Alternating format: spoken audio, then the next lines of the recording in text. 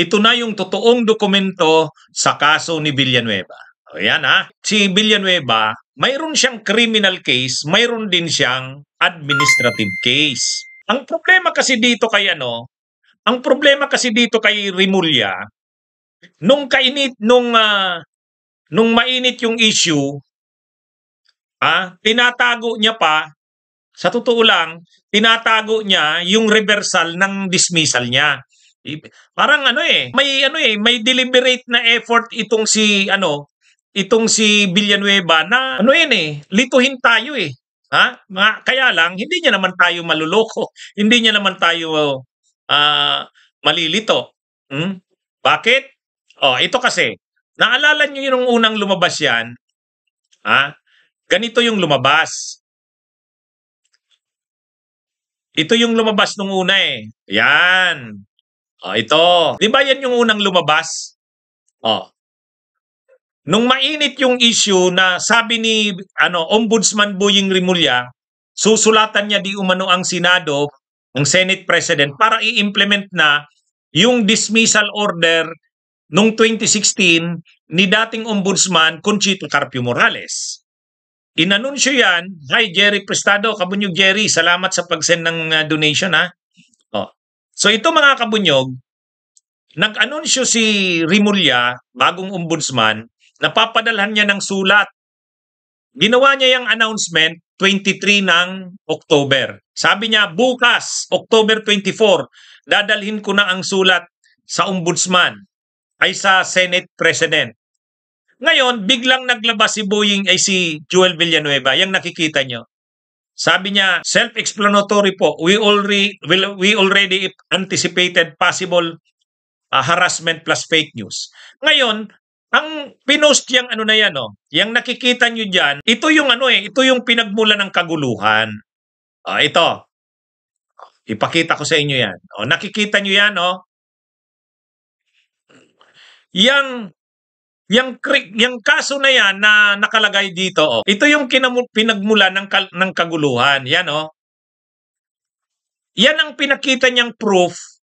Yan ang pinakita niyang proof ni Villanueva na dismiss na ang kaso niya. Yan, tingnan nyo. Ngayon, road. Tapos tingnan nyo sa kanan. OMB CC-15, ano ba yan? -0522 yata yan. So malinaw na yung nasa kanan, ang pinapakita niya, Ombudsman criminal case. Tapos tingnan nyo sa baba, accordingly the present case hereby dismissed 31 July 2019. Doon nag-react ang marami. Bakit nag-react ang marami? Bakit naman ang binabanggit ni Villanueva ay criminal case? Ombudsman criminal case eh. Tingnan nyo sa taas OMBCC-15. Yung number yung number ng kaso niya. Ngayon, pinapakita niya yan, tingnan nyo sa baba, hinighlight niya, hereby dismissed. Tapos ang date, 31 July 2019. Ang pa dyan, pinag-uusapan natin, hindi naman criminal case niya eh. Administrative case. Kasi kapag criminal case, ang pwedeng mag-decide sa criminal case, hindi ombudsman. Ang magde-decide sa criminal case kung siya ay guilty ay ang Sandigan Bayan. Korte. Ombudsman mismo ay may kapangyarihan magdesisyon sa administrative case. So, naintindihan natin? So, ang ombudsman may jurisdiction sa administrative cases, may jurisdiction din sa criminal cases. Pag criminal case, hindi korte ang ombudsman. Ang ombudsman lang ang mag-iimbestiga at magpo-prosecute. Pero sa administrative case, may kapangyarihan talaga dyan ng ombudsman na magdisiplina. Pwede niyang isuspend ang mga officials ng gobyerno, pwede niya ring i-dismiss from service. Yun yung kapangyarihan ng ombudsman. So, sa case ni Villanueva, yung criminal case, hindi saklaw ng ombudsman yan. Kung ang kaso ay nasa korte na, Sandigan Bayan na yan. Ngayon, ang pinakita kasi ni Villanueva na na-dismiss daw na kaso niya, yung criminal case. Hindi naman criminal case ang pinag-uusapan. Hindi naman criminal case, administrative case. O ngayon, pinakita ko nung isang araw itong dokumentong ito. Nung nag-discuss ako ng isang araw, sabi ko, pinagluloko mo naman kami, Joel Villanueva. Naalala nyo yung live ko na yon? Oh. Oh. Sabi ko, pinagluloko mo naman kami, Joel Villanueva. Criminal case naman yung pinapakita mo, hindi naman yan yung admin case. Kasi ganito, mayroong linabas na ganito. Oh. Anong nakalagay dito? Endorsement letter galing sa ombudsman. Anong pitsa? 16 September 2019. Ano ang nakalagay sa endorsement letter na to? Sulat ito kay Tito Soto bilang Senate President noon na pinapaalam na yung kaso ni Oying Rimulya na OMB CA 15-0298. Saan makikita yan? Yung naka-highlight sa gitna, oh. O, tingnan nyo, oh, mga kabunyog, oh. Yan, oh. O, sabi dito, Republic of the Philippines, Office of the Ombudsman, Agham Road, Diliman, Quezon City, endorsement, 16 September 2019. Respectfully forwarded to Honorable Vicente C. Soto III, Senate President, Senate of the Philippines, 512 5F, GSIS Building, Financial Center, Reclamation Area 1300 Pasay City, the attached order dated 31 July 2019, which was approved on September 13, 2019 in OMB-CA 150298, entitled Field Investigation Office versus Emmanuel Joel J. Villanueva et al. For information and guidance, with a request to acknowledge receipt within 5 days from receipt hereof, by authority of the Ombudsman, Jose M. Balmio Jr., Assistant Ombudsman. Yan yung ano. Ito yon. So, malinaw dito, ang binabanggit dito, OMB CA-150298. Ito yung dismissal kay Villanueva. Ito yung dinesisyonan ni Conchita Carpio Morales. Ang case number ay OMB case administrative 15-0298. Ito yung hinahanap natin. Nasaan ba yung desisyon ng ombudsman diyan sa OMB-CA 150298? Hindi pinapakita ni Villanueva. Ang pinapakita niya, yung criminal case. Iba naman yon. O ngayon, mayroon na tayong nakita. Ito na. Ito na yung OMB-CA. Ibig sabihin, OMB case, administrative case. O, ito na mga kabunyog. Nakita na natin. Lumabas na rin. O, yan po. Finally, criminal case, administrative case na ang pinag-uusapan dito. Ito na. Nakita na natin. Lumabas. Nito lang kanina ko lang to nakita na nag-circulate. Kumbaga, ang problema kasi kay Villanueva, dapat ito kaagad yung linabas niya. Akala niya naman, nung linabas niya yung criminal case, makukumbinsi na tayo.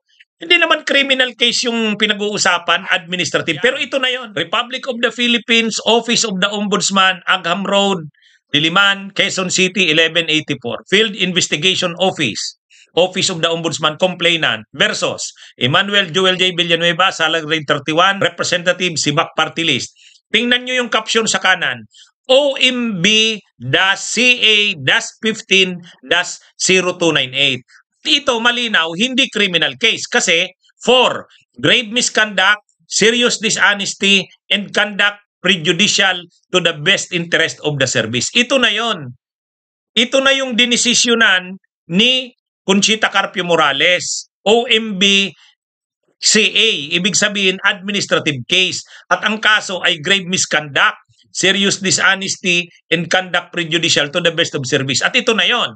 Ito na yung pinirmahan ni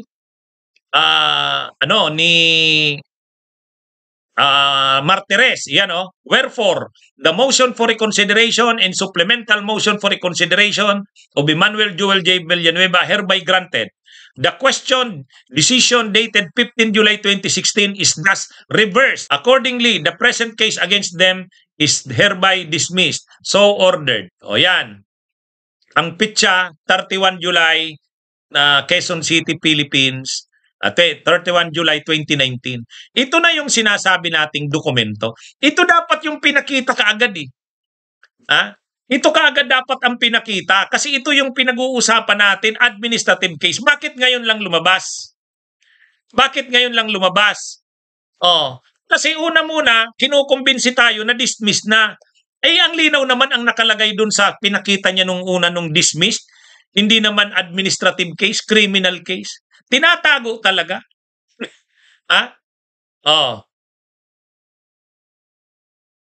Kaya mga kabunyog, mga kababayan, kumbaga ang sinasabi ko lang, ito yung matagal na nating hinahanap. Nasaan ba yung dokumento ng administrative case na dinidismiss ng ombudsman? Ito na yon. Kaya yung mga nagtatanong sa akin, attorney, ano ba yung totoo talaga dyan? Ito na. Kaya lang, bakit itinago ito? Bakit ngayon lang lumabas ito? Ano yan eh? Ngayon lang lumabas yan. Ito'y talaga yon. Kasi administrative case ito. At saka talagang dito, yun kasing dating pinapakita sa atin, hindi naman administrative yun. Criminal case yun. Yung unang pinakita nila Villanueva, ayan yan yung sinasabi niyang self-explanatory po. We already anticipated possible harassment plus fake news. Ipakita ko uli sa inyo kung anong nakalagay dyan na action ng case. Tingnan nyo. Ito di ba ang nakalagay dyan, criminal case, hindi naman administrative case. Tingnan nyo sa kanan, OMBCC, malversation of public funds. Yung sa kanan, So, criminal case. Bakit kasi yan ang pinapakita ni Joel Villanueva nung una? Akala niya, dahil may nakalagay na dyan na dismissed, kumbinsido na tayo. Hindi. Alam naman natin na criminal case yan. Kaya di ba nung isang araw, pinagluloko mo kami? Bakit criminal case ang pinapakita mo sa amin? Hindi naman administrative case. Ngayon, nakita na natin yung administrative. Kaya mga kabunyog, mga kababayan, ito na. Pero ang tanong, mayroon palang ganyang dokumento na dismissed pala yung administrative, matagal na, 2019. Bakit ngayon nyo lang linalabas? Yan yung dapat na ipaliwanag ngayon ni Villanueva. Ang paliwanag ni Martires, ayaw niya raw kasing ipaalam yan sa publiko kasi masisira naman yung future ng tao. May dignity din daw naman yung tao. So, yun yung paliwanag ni Martires eh. Ayaw niya daw talaga yan na pag-usapan sana. Kasi naaawa daw siya sa tao. May future naman daw yung tao. Diba? Ang nangyayari ngayon, partial yung paglabas ng dokumento. Ito kahit yung paglabas ng mga dokumento, hindi sabay-sabay na isahan. Paisa-isa. Ang unang inilabas, criminal case, dismissed.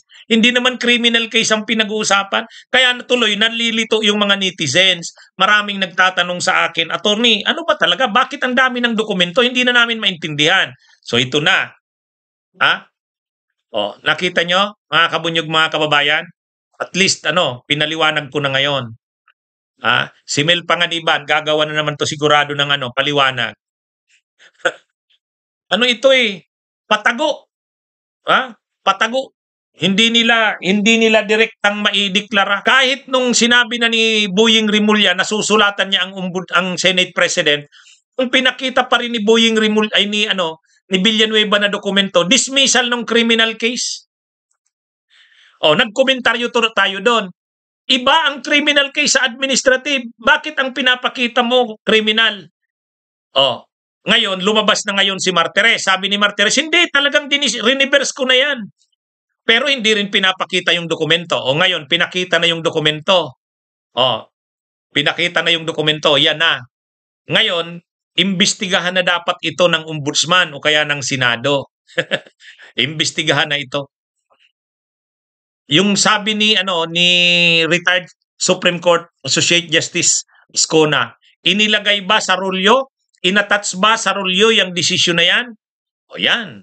Pag hindi inattach yan dun sa rolyo, hindi properly promulgated yan. Invalid yan. Ang dali lang naman sana niya na ang dali lang naman sana niyan. Kung nung panahon, 2019 pa pala yan, na ni-reverse yan